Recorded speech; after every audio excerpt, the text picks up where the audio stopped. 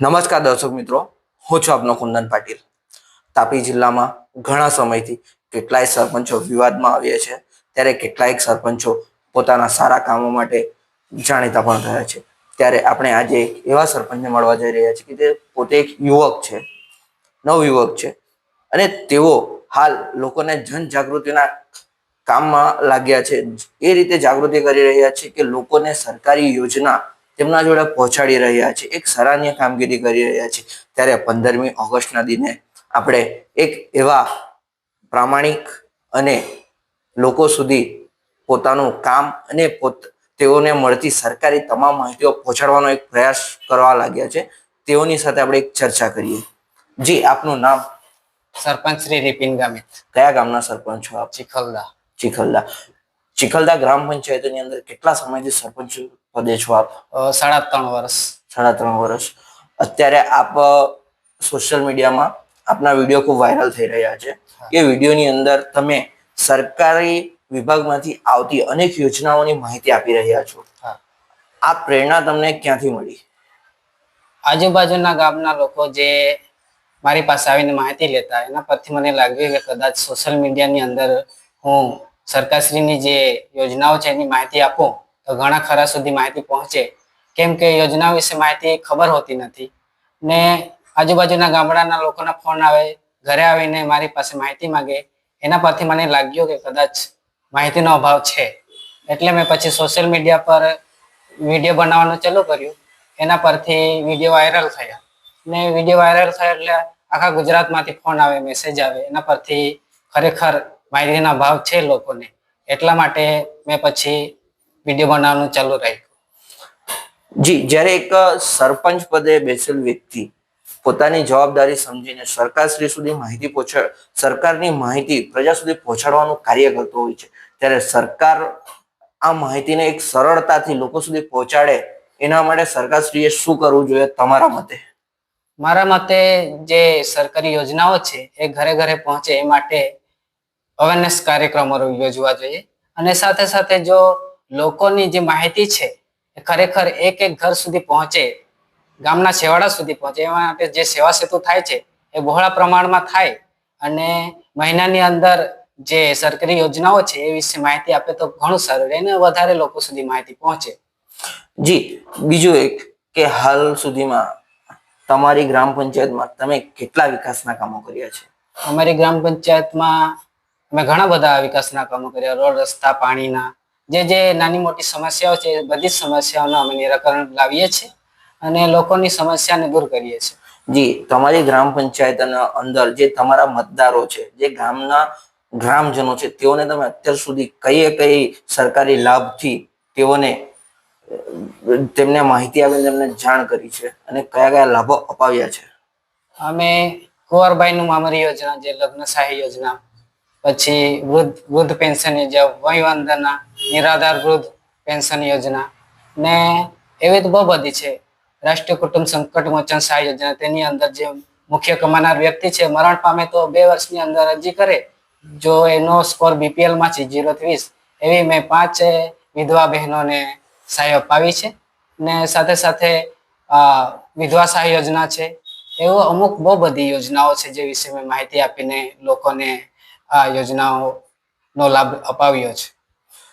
જી, તાપી જિલ્લામાં ઘણા એવા સરપંચો પોતાના ભ્રષ્ટાચાર માટે પ્રખ્યાત થયા હોય તેવું ભૂતકાળમાં ઘણું એવું ફલિત થયું છે. પણ હાલ એક તમે એવા સરપંચો કે જેઓ પોતાના એક સારા કામ માટે લોકોના દિલ ઉપર રાજ કરવા નીકળ્યા છો, કે લોકોને તમારા પ્રત્યે એક એવી ભાવના જાગી છે કે ના, કોઈક સરપંચ છે, ખરેખર આવો સરપંચ હોવો જોઈએ જે લોકોને જનજાગૃતિના રસ્તે લઈને જાય છે. તો એ લોકો માટે તમે શું કહેશો? એ માટે હરેક ગામની અંદર એવા સરપંચોની જરૂર છે. સરપંચની સાથે સાથે નાના મોટા જે લોકો છે, વડીલો, આગેવાનો છે, જુવાનો છે, હરેક એવા વ્યક્તિ હોય જે યોજનાઓ વિશે માહિતી હોય તેઓ લોકો સુધી પહોંચાડે અને લોકોને મદદરૂપ બને. આવનાર દિવસોમાં એવો એક હોદ્દા પર આવીને સેવાનું કાર્ય કરી શકે. એવું નહીં કે સરપંચ તરીકે મેં પોતે કરી શકું. બાકી સામાન્ય લોકો પણ આ યોજનાનો લાભ અપાવી શકે અને સેવાનું કાર્ય કરી શકે છે. જે આપણો વિસ્તાર આદિવાસી સમાજથી ઘેરાયેલો અને ટ્રાઇબલ વિસ્તાર તરીકે ઓળખાય છે, આપણા અહીંયા શિક્ષણનું સ્તર શું છે? શિક્ષણની અંદર હવે બાળકોમાં સજાગતા આવી છે ને શિક્ષણમાં આગળ વધે પણ છે, પણ સાથે સાથે માતા પિતાને ધ્યાનમાં લેવું જોઈએ કે શિક્ષણ પ્રત્યે બાળકોને વધારે ધ્યાન આપે.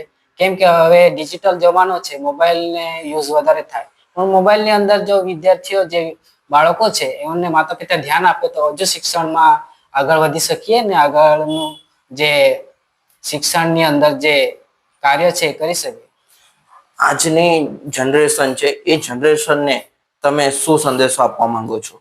આજની જનરેશન બહુ ફાસ્ટ જમાનો છે ને એ જમાનાની અંદર એકદમ પોતાની રીતે એવા આગળ વધે છે, તરત તેઓને મોટા થવું છે, એટલે કે સ્ટેપ બાય સ્ટેપ કામ નહીં કરવું.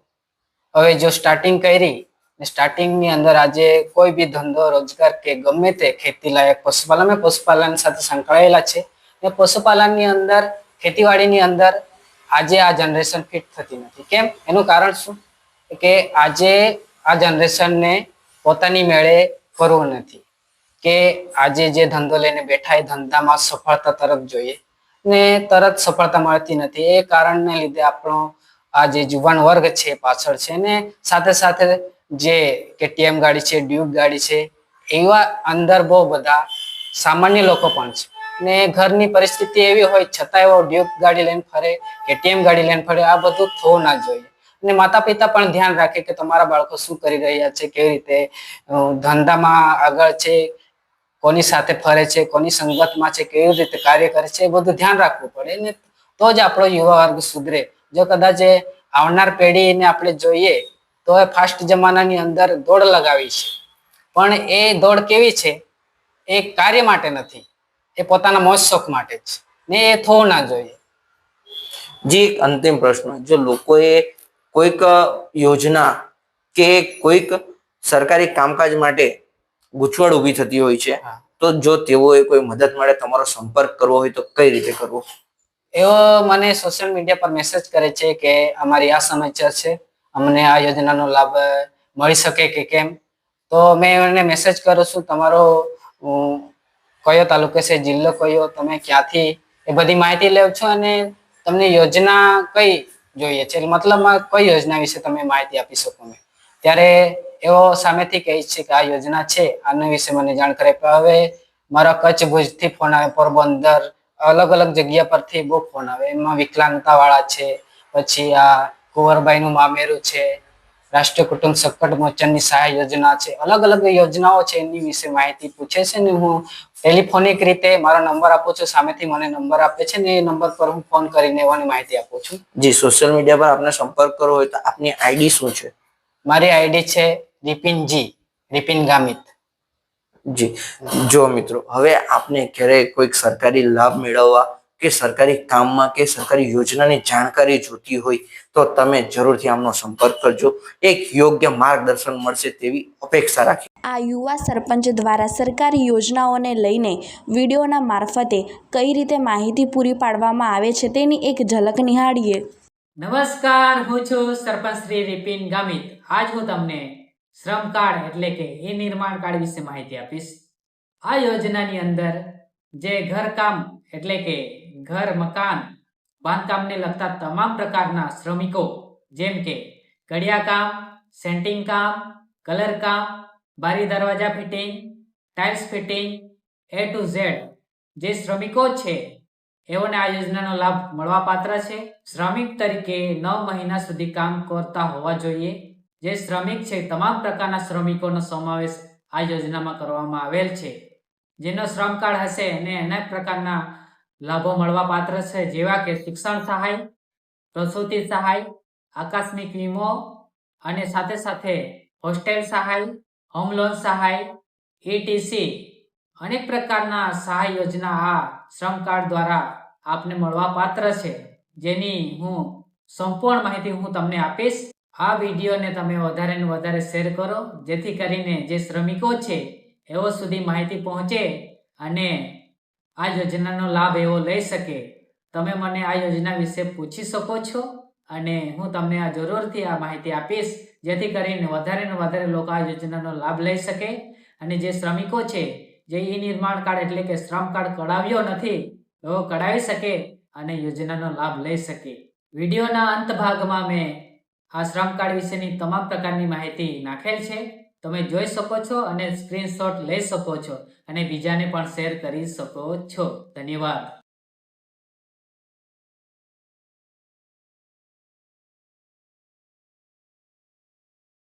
નમસ્કાર, હું છું સરપંચ શ્રી રિપિન ગામિત. આજ હું તમને ICDS વિભાગની ભરતી વિશે માહિતી આપીશ, જેની અંદર આંગણવાડી કાર્યકર અને તેડાગર વિશેની માહિતી આપીશ.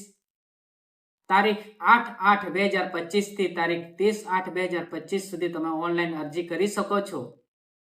જેના પુરાવા છે રેશન કાર્ડ, આધાર કાર્ડ, ચૂંટણી કાર્ડ, મામલાદારનો રહેઠાણનો દાખલો, LC, ધોરણ 10 પાસ, 12 પાસની માર્કશીટ, જાતિનું પ્રમાણપત્ર.